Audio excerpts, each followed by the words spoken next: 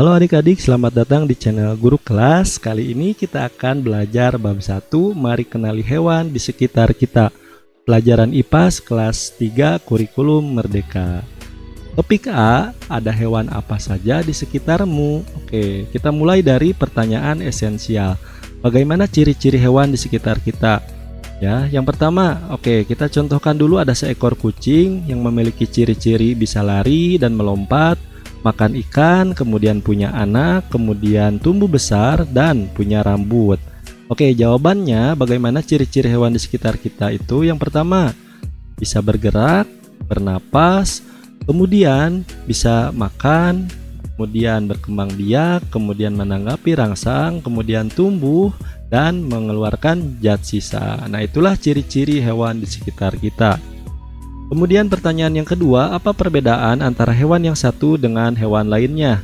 Oke, contoh seekor kucing di sini, ciri-cirinya bisa melari dan melompat, makan ikan, punya anak, kemudian semakin besar, kemudian punya rambut. Di sini ada burung pipit, ada ciri-cirinya yaitu bisa terbang, ukurannya lebih kecil, makan biji padi, kemudian ada bulu dan bertelur. Jawabannya untuk nomor 2 yaitu perbedaannya dari cara bergeraknya, kemudian makanannya, ukurannya, bentuk tubuhnya, ada bulu dan ada rambut, dan cara berkembang biaknya. Hewan apa saja yang ada pada foto tersebut? Oke, kita lihat di sini. Ini ada beberapa orang, dia sedang ada yang mengambil atau mengajak jalan-jalan hewan peliharaannya untuk pergi keluar. Oke, yang pertama di sini ada burung ya yang sedang hinggap di pohon, kemudian ini ada anjing, kemudian ada kucing yang sedang digendong, kemudian ada kelinci di sini di bawah, kemudian ada ikan di sini di belakang, kemudian ada kura-kura, dan yang terakhir itu ada seekor anjing sama di sini juga ya. Jadi anjingnya ada 2. Nah, hewan lain yang sering dijumpai oleh kita juga, yang pertama ada semut, belalang, kemudian siput, kemudian kelelawar, kemudian nyamuk. Nah, hewan peliharaan dan bukan peliharaan. Contoh hewan peliharaan ada burung, kemudian anjing, kucing, kelinci, ikan, dan kura-kura. Sedangkan hewan bukan peliharaan contohnya ada semut, belalang, siput, kelelawar, dan nyamuk. Oke, apa sih hewan peliharaan itu? Hewan peliharaan adalah hewan yang sengaja dipelihara oleh manusia, diberi makan, diberi minum, diberikan tempat tinggal, dibersihkan, dan dirawat. Sedangkan hewan bukan peliharaan adalah hewan yang mencari makan dan minum sendiri dan biasanya tidak terawat. Oke, masuk kita ke kegiatan mari mencoba, yaitu mencoba mencari binatang. Nah, binatang di sekitar kita yang sering kita temui ada kucing, kemudian burung pipit, kemudian ada anjing, kemudian ikan mas, ada belalang, dan yang terakhir adalah semut. Oke, kita akan lihat atau cari ciri-cirinya. Kemudian kita cari bagaimana sih dia bergeraknya dan bisa ditemukan di mana saja, makanannya apa saja. Oke, yang pertama ada kucing, ini fotonya. Ukurannya besar. Kita bisa menemukannya di rumah, jalanan, dan sekolah. Makanannya adalah ikan. Bagaimana cara hewan tersebut bergerak? Jadi kucing berjalan menggunakan kaki, jadi kakinya ada 4. Kemudian burung pipit, ukurannya kecil, kita bisa menemukan di sawah dan kebun, makanannya adalah biji-bijian, kemudian dia terbang menggunakan sayapnya. Kemudian ada hewan anjing, ukurannya besar, kita bisa menemukan di rumah, hutan, dan jalanan. Makanannya adalah daging-dagingan, bisa daging ayam atau sapi. Kemudian geraknya itu berjalan menggunakan kaki, sama seperti kucing ya, ada 4 kakinya. Kemudian ada ikan mas, ukurannya besar, nih. Di kita itu bisa menemukan ikan mas bisa di kolam dan sungai. Makanannya adalah cacing dan lumut. Kemudian bergeraknya berenang menggunakan siripnya. Kemudian ada belalang. Belalang ini ukurannya kecil, kita bisa menemukan di sawah, kebun, dan taman. Kemudian makanannya itu adalah tanaman seperti daun-daunan. Berjalan menggunakan kakinya. Kemudian yang terakhir adalah semut. Semut bisa ditemukan di rumah, sekolah, atau kebun dan taman. Nah, makanannya adalah tanaman, biji-bijian, nektar, buah, dan sayuran. Berjalan menggunakan kakinya. Selanjutnya kita masuk ke kegiatan mari refleksikan ya. Oke, pertanyaan pertama. Apakah setiap hewan berbeda antara satu dengan yang lainnya? Jawabannya berbeda karena terlihat jelas secara fisik dari ukuran, warna, dan bentuknya. Yang kedua, adakah perbedaan antara hewan-hewan yang kalian lihat? Ada, perbedaannya sangat banyak sekali ya. Seperti tadi ada kucing, kemudian ada anjing, ada burung, kemudian belalang, kemudian ada semut. Maka perbedaannya sangat banyak sekali.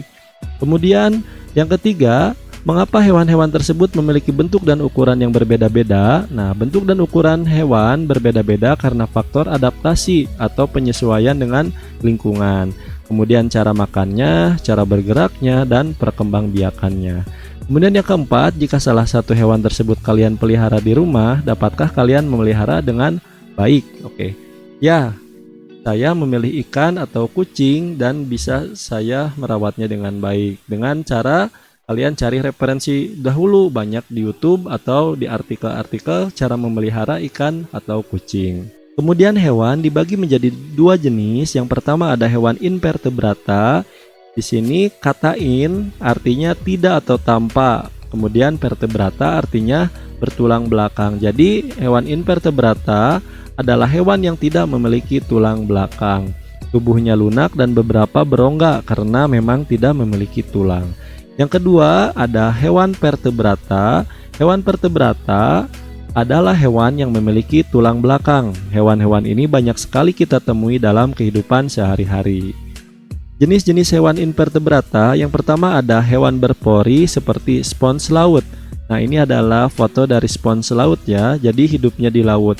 Kalau kalian tahu, film animasi yang namanya SpongeBob itu merupakan hewan laut ya, hewan laut yang berjenis spons. Kemudian yang kedua ada hewan berongga seperti ubur-ubur dan bunga karang. Ini termasuk ke dalam hewan berongga. Kemudian yang ketiga adalah hewan cacing ya, ada cacing pipih, kemudian cacing benang dan cacing gelang. Ini termasuk hewan invertebrata juga. Kemudian yang keempat ada hewan lunak seperti kerang, siput dan cumi-cumi ya. Ini ada kerang, kemudian siput, cumi-cumi. Ini termasuk hewan invertebrata juga. Kemudian yang kelima, hewan dengan kaki beruas seperti kepiting, udang, laba-laba dan serangga ya. Dan di sini ada fotonya. Foto kepiting, udang, laba-laba, belalang juga termasuk ke dalam hewan invertebrata. Kemudian yang keenam ada hewan berkulit duri seperti bintang laut ya. Jadi bentuknya seperti bintang.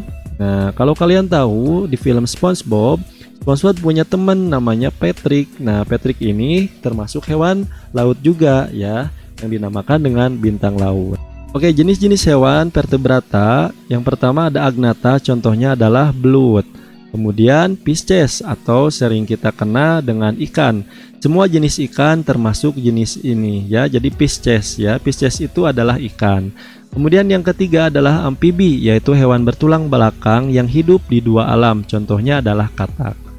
Yang keempat adalah reptil, merupakan jenis hewan yang melata. Contohnya adalah ular, kemudian buaya, kemudian kadal dan kura-kura.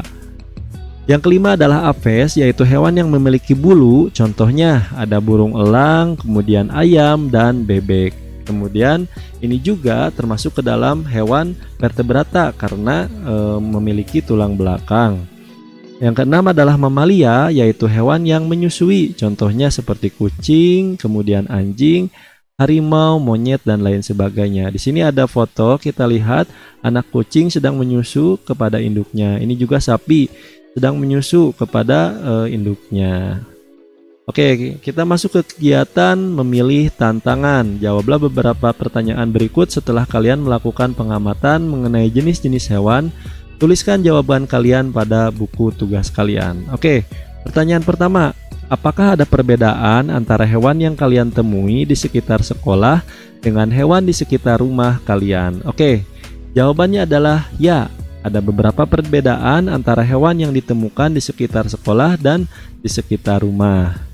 Kemudian yang kedua, jika ada, apa perbedaan hewan yang kalian temui di sekolah dengan hewan yang ada di rumah?